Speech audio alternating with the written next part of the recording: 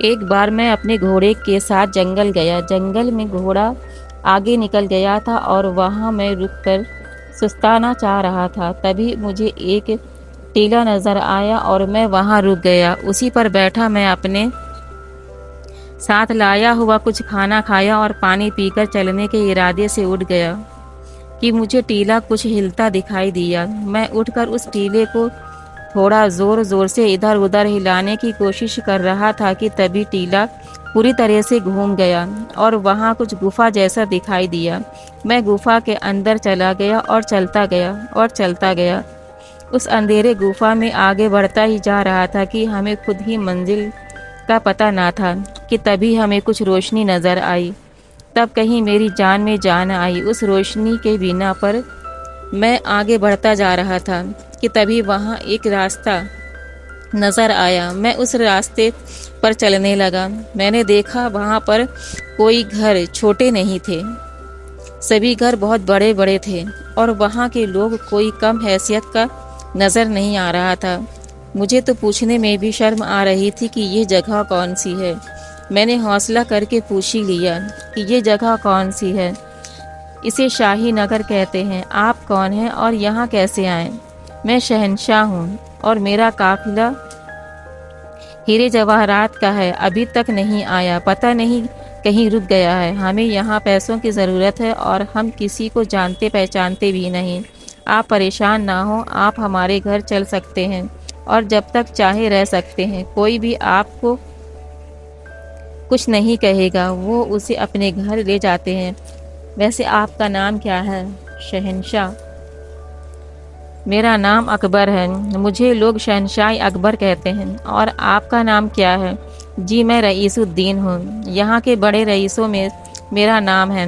آپ جو بھی پیسے لینا چاہیں لے سکتے ہیں۔ اکبر پہلے اپنے کپڑے کو چینج کرتے ہیں، دوسرا بیش قیمتی کپڑا زیب تن کرتے ہیں، کچھ زیورات پہنتے ہیں اور خود کو ایک نئے شخص میں تبدیل کر لیتے ہیں۔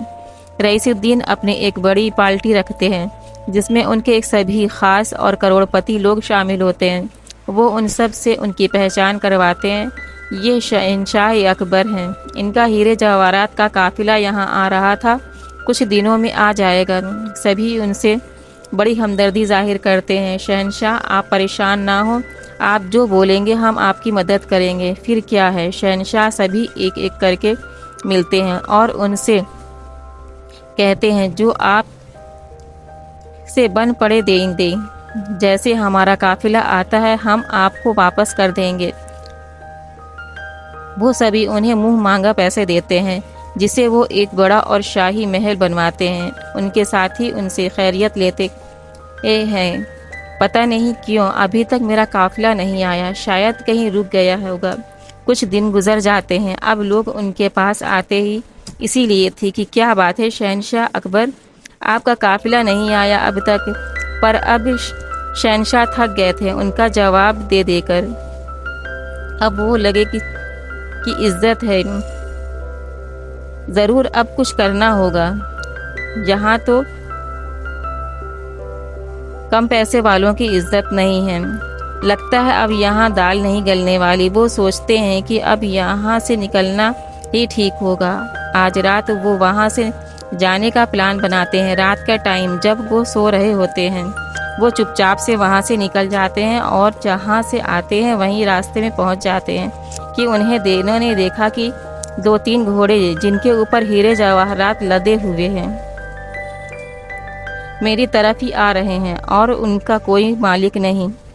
وہ انہیں دیکھ سرپرائز ہو جاتے ہیں، ایک گھوڑے کی لگام پکڑتے ہیں اور اسے اپنے گھر کی طرف لانے لگتے ہیں، باقی ان کے پیچھے پیچھے چلنے لگتے ہیں۔ وہ سوچنے لگتے ہیں واقعی اوپر والا جس کو دیتا ہے چھپر پھاڑ کے دیتا ہے۔ گھر آتے ہیں، انہیں صبح ہو جاتی ہے۔ لوگ دیکھتے ہیں کہ شہنشاہ اکبر آگے آگے اور گھوڑے پیچھے پیچھے۔ کیا بات ہے؟ آ کر دیکھتے ہیں تو سبھی سرپرائز ہو جاتے ہیں، واقعی شہنشاہ اکبر کا خزانہ کہیں رک گیا تھا۔ ہم لوگ غلط تھے۔ کیا سوچ رہے ہوں گے وہ کہ ہم لوگوں کو یقین نہیں ہے ان پر، تبھی ان سے بار بار پوچھتے ہیں۔ دوسرے دن سے جو بھی ان سے ملنے آتا ہے وہ سب کا قرضہ ادا کرتے ہیں، سب ان سے آ کر ملتے ہیں اور خوشی کا اظہار کرتے ہیں۔ انہیں بھی یقین نہیں ہوتا کہ اوپر والا انہیں اس طرح سے نوازے گا۔ وہ اوپر والے کا شکریہ ادا کرتے ہیں۔